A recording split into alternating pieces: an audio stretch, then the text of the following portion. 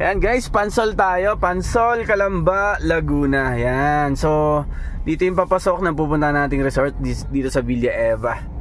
Ang ganda ng sound system dito ng video, okay mga idol, di ba? Kung kayo ay naghahanap ng private resort dito sa Pansol, dito na sa Villa Eva!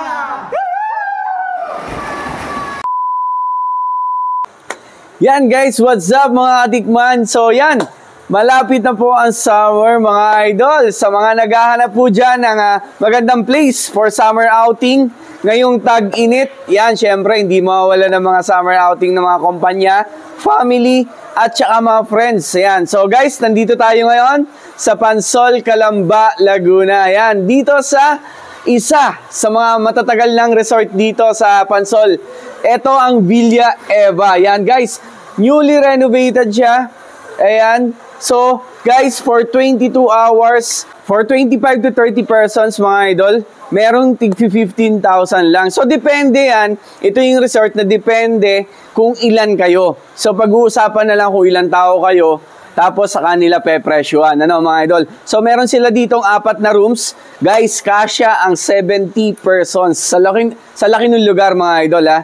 So eto, marami kang pwedeng gawing activities. Merong billiard, meron dart, meron din foosball. Yan, lahat yan mga bagong amenities dito sa Villa Eva mga idol. At yung kanilang, syempre, video okay. No? So tara guys, samahan nyo ako. Tingnan natin tong Villa Eva. Let's go!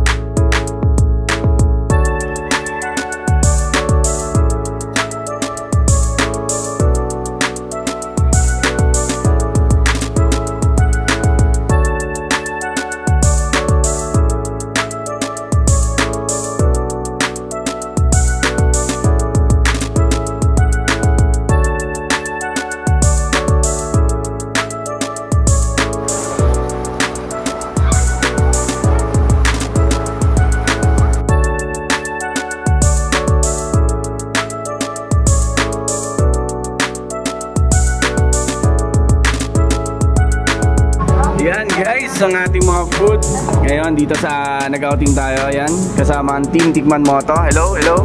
Yan, ganda dito no.